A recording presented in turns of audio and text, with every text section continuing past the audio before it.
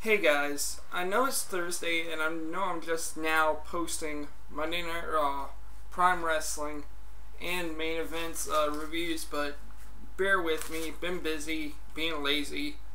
But yeah, so Raw started out with Veterans Day Vignette, and then they did the whole Jerry the King Lawler promo and what's going to happen on the night, or on that night's show. It's Randy Orton versus Dolph Ziggler. Nicole says Ziggler can cash in the Money in the Bank for the World Heavyweight Championship match. How can't he cash it in, for the match? The way he said it sounded off weird. Like, yeah, he could cash it in for the match instead of for the title. So botch.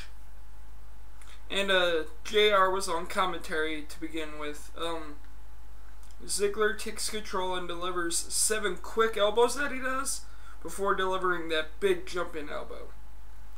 Orton gets a comeback with 2 clotheslines, the snap slam, hanging DDT, gets ready for RKO. Del Rio and Rodriguez come out and distract Orton. Ziggler goes for the famouser, misses. Orton rolls him up for the 3. Del Rio, Rodriguez, and Ziggler attack Orton. Kofi Kingston comes out and evens odds. Teddy Long then comes out and makes the tag match, which is kind of weird because Teddy, none of those guys are SmackDown guys. So, I don't know why you're making the tag match. But he said it was because Vicky Guerrero's too busy with the whole AJ scandal. So, now it's Orton and Kofi Kingston versus Ziggler and Del Rio with Rodriguez. Ziggler and Kofi start going at it before the commercial break. During the break, Ziggler apparently and Del Rio isolated Kingston. Then Del Rio comes in. Orton gets a hot tag. Then Kingston tags himself back in. Del Rio does the step ladder and Seguri for the 3, and I gave that whole segment, whole match, both of them 7 star. So yeah, then Ziggler and Vicky are in the ring, and Ziggler gives the definition of an affair or a scandal, which is awesome. Then he does it right after the match. They show the footage and the pics that Vicky has. AJ comes down without skipping. AJ admits that her and John Cena are just friends. And then the fans chant, "They're just friends! They're just friends!" WWE fans. AJ says Vicky's mad because she was named the GM on Raw 1000. Vicky plays a voicemail that has AJ saying that last night was a mistake. Then a second one saying she loses control when she sees him. Don't know who. Then the third one says we should be together. AJ says Vicky hacked into Cena's phone and edited the messages. Ziggler picks on AJ. Cena comes out and AJ slaps Ziggler. Then Cena decks him.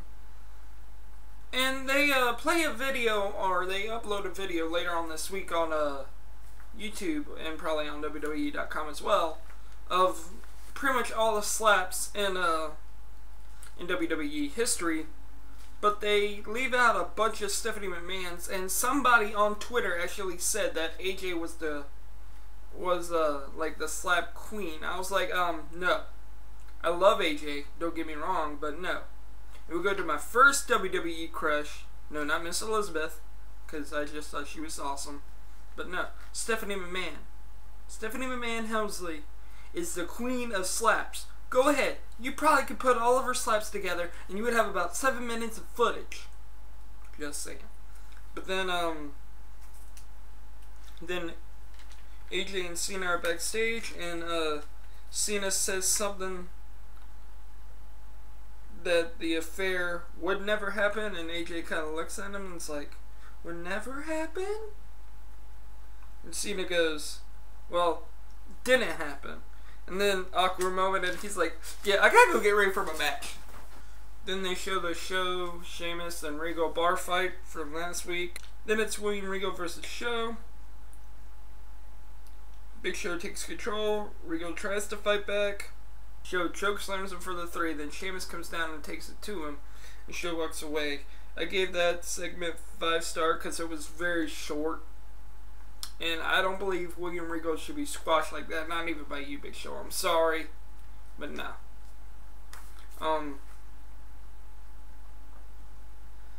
Then it's Layla versus Kaitlyn for the #1 contender spot for the Divas title. Layla gets 2 quick near falls. Eve joins JR and Cole on commentary. Fans chant, we want puppies, which is funny because I haven't heard that chant in almost 10 years. Kaitlyn reversed DDTs Layla for the 3. The match was very quick. I gave that match a 4-star. Then they showed the Jerry the King Lawler heart attack footage, and I'm sorry, WWE, but that's something serious, and I don't even care if it's okay with King. You should not use that as a storyline. Should have just left it be. You know, he's back, we're glad he's okay, that type of thing, but not, oh, let's do the whole dramatic black and white footage and put it in slow motion. Hour 2, Cole and JR are in the ring talking about the King's heart attack. King's music hits and he comes out. I actually start tearing up a little bit because it's been a while since, you know, King's been on television and everything, so King thanks the crowd. He compares his heart attack experience to the movie The Wonderful Life. It's a Wonderful Life. You know, the near-death experience, the man doesn't know what he has until blah blah blah blah. Then CM Punk comes out. King gets right out of the ring. CM Punk says he'll beat the King to death again, which is kind of messed up. CM Punk is now the 9th reigning title record in history, tied with Diesel. I think he's past that now, because each day CM Punk says he's glad the King's back, but says don't croak before the pay-per-view. Heyman fakes a heart attack and Punk throws up the X. And that's what they throw up when someone's really hurt. It's, like I said, it's despicable. Foley comes out. Foley says it's amazing how Punk, who demands respect, won't give respect to a man who commands respect in Jerry the King Lawler. Foley says the WWE Universe will be picking the last person for his team. Foley then says Punk versus that he'll be in the Punk versus Cena match as the special ring enforcer. Then we have an 8-man tag with Ken and Gabriel and Mysterio and Sakara. Awesome tag team, I think, right there. Versus Primo and Epico with Rosa Mendez and Primetime Players. O'Neal and Gabriel start out. Young comes in, then Epico. Rodriguez comes out and gives Rosa a letter and she's smiling. Primo comes in and Mysterio comes in looking like a banana. He was wearing this all yellow suit. He looked like a freaking banana. He missed a 619, but takes Primo outside and connects with a Springboard Asahi Muso. Going into commercial, both teams are doing like a face-off, come back. O'Neal dominates Mysterio. Primo comes in and gets drop-kicked. Young comes in and Mysterio tag Kid. Kid dominates with the speed. Goes for the sharpshooter. Primo hits the backstabber. Gabriel eliminates him. O'Neal dumps Gabriel. Mysterio dropkicks O'Neal. Epico attacks Mysterio. Sin Cara gets Epico. Young Ghostbusters Kid, but then Kid gets up and does a Hurricane Rana to Young. 619 from Mysterio. 450 splash from Gabriel for the win, which is awesome. I gave the match an 8-star, and honestly, I don't even think Sin Cara got tagged. I think he got tagged maybe once. So they really know that he's been botching a lot, and they might be watching my videos, I don't know. But I think a lot of people are noticing that. Senor El Bacho. Hashtag. They show Maddox backstage. Heyman comes up and they talk. Then they do the Fandango vignette, and finally they show Johnny Curtis's face, because that's who Fandango's going to be. The Miz is backstage. Ziggler comes up, and they go back and forth. He says that the Miz is not Team Ziggler material. Foley comes up, and they say Team Rhodes Scholars versus Kane, and whoever wins the polling, and the Miz tells Foley to put him in the ballot. And he does. The Foley poll is Santino Marella, Zack Ryder, and The Miz. And you would think that it'd probably be, you know, predictable to be Ryder, since he's the fan favorite and all that. But no, actually. But anyway, I don't want to give that spoiler away till the next page.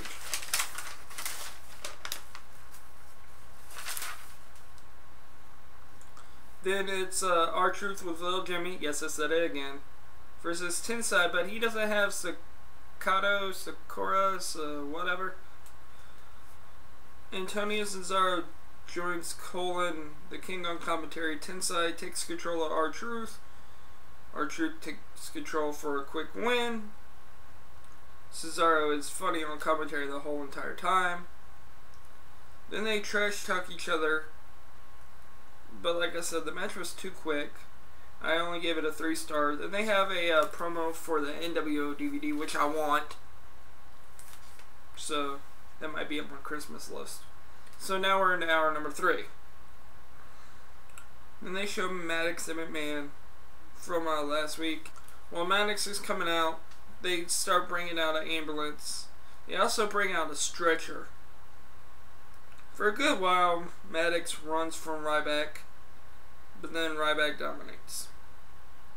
He does a triple powerbomb, the meat hook clothesline, and a shell shock for the 3.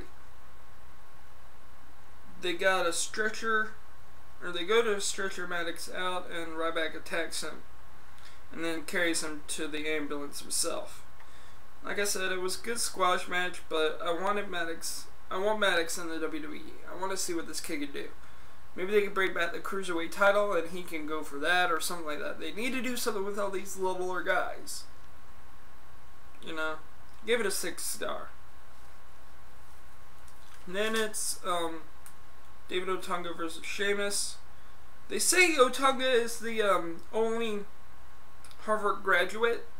Maybe they say Harvard Law, but they pretty much mean he's the only Harvard graduate, which, if you guys remember back on the original Tough Enough contest, the runner-up was Chris Nowinski, and he was also a WWF superstar there for a while, and they called him Harvard. So, Sheamus dominates. They show Regal, Oksana, and Michael McGillicuddy backstage watching. White noise, and then the bro kick for the 3. And I just want to know, why is Otunga a jobber? You know, why? He's a good wrestler. He's got a great physique. You know, he could easily be an Intercontinental Champion or U.S. Champion.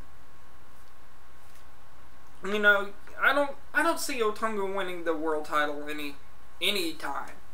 You know, but he's an easy mid-carder. Stop making him be a jobber, please.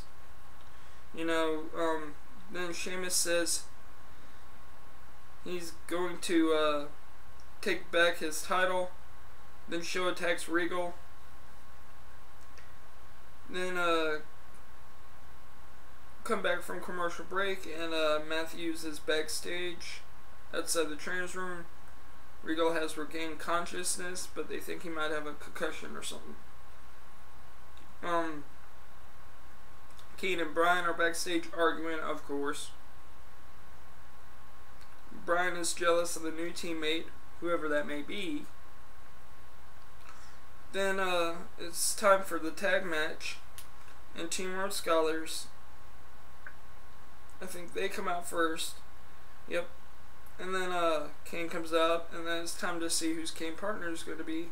And it's The Miz, and they're in Ohio. He won by 30-something%, I want to say. He had 60% of the votes. So, Bryan comes out. But I want to know, are they trying to make Miz a face? Because he's an easily hated guy. You know, it's easier to keep him as a heel. People will love to hate him. They will hate to like him. So, and that would be hard, honestly. Kane and Sandow start. Miz and Kane work well, which I'm very surprised at. The fans chant Miz is awesome. Miz and Rhodes fight. Daniel Bryan then distracts the Miz. Sandow and Rhodes isolate the Miz. Miz fights back. Kane gets a hot tag and dominates Rhodes. Bryan tries to attack Miz and it backfires. Kane wins with a chokeslam on Rhodes for the 3.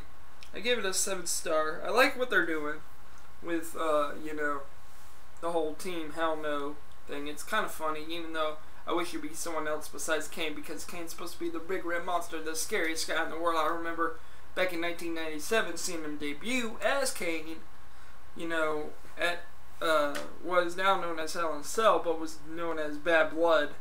You know, him ripping the Hell in a Cell door off of its hinges. It gave me nightmares that night. I think I was like 12 or 13. Maybe even 11 at the time, because it's 1997. Yeah, I was 11. You know, it gave me nightmares. This guy is like, oh, you're Kane. Okay. You look like Iron Maiden coming out with the 2 masks.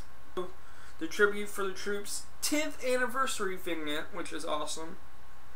You know, then it's time for the main event, which is CM Punk versus John Cena with Mick Foley as the enforcer. Cena gets an armbar, fans chant "Let's go Cena, Cena sucks." Punk takes out Cena with a clothesline to the outside. King says, "You kick Punk in the rear end," and Heyman gets a concussion. They trade shots, they go back and forth. Punk gets the running knee but misses the Macho Man elbow. Cena misses the 5-knuckle shuffle.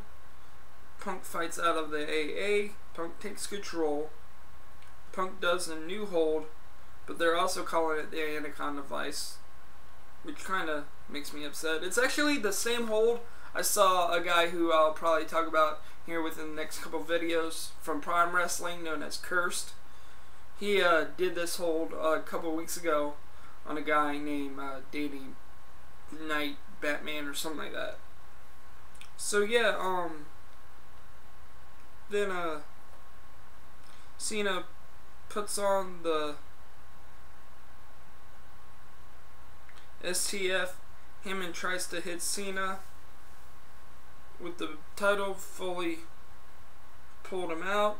Punk kicks Cena in the head for a 2. Punk crawls to the ropes while in the STF. He goes to walk away, but Ryback doesn't allow him to. Then AA for the win. And I gave that match a 9-star. It's a very good main event for Raw, for a Raw leading up into the pay-per-view. But yeah, then Ryback and Cena are on each side of the title holding it, and they're having a stare down. The fans chant "Feed me more," of course. Stupid. And then while they have it, the title. Punk's trying to grab it, and he's like, "It's mine, but it's mine. Give it back."